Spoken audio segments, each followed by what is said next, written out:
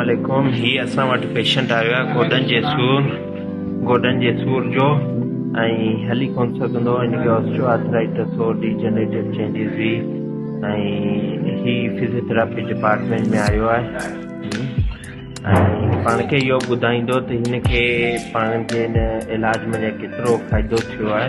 बाबा तव्हां हिते आया हुयो त तव्हांखे केतिरो फ़ाइदो थियो आहे? जबरान डॉक्टर मेहमान साहब वटि आया आहियूं। पहिरीं घर खां ॿाहिरि निकिरंदासीं, गोॾनि ते हथ रखी पोइ निकिरंदासीं, वरी बि असां ई खाईंदासीं। हाणे पंहिंजे मोहताज आहे, सूर अञा ताईं थोरो गोॾे में आहे, इन करे वरी अचूं पिया, छॾींदासीं कोन इंशाल्लाह। इलाज हले पियो इंशाल्लाह। जबरान मेहमान वटि डॉक्टर खे टाइम बिल्कुलु लॻे थो हिन शइ में। बाक़ी इन में फ़ाइदो तव्हांखे थिए पियो या न पियो थिए? तॾहिं अचूं था डॉक्टर जबरान महिमान।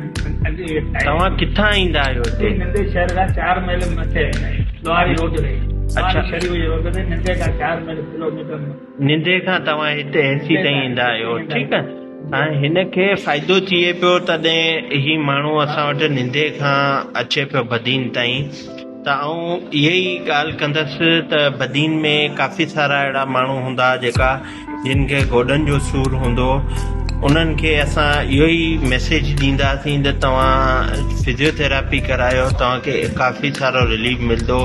गोॾनि जे सूर में इहो आहे त हिकिड़ो ऑपरेशन इलाजु आहे, ॿियो फिजियोथेरेपी आहे। ऑपरेशन सां कामयाबु कोन थो बीहे, फिजियोथेरेपी सां अञा काफ़ी सारी बहितरी मिलियो थी वञे ऐं डेली लाइफ या वर्कआउट माण्हू करे थो वञे।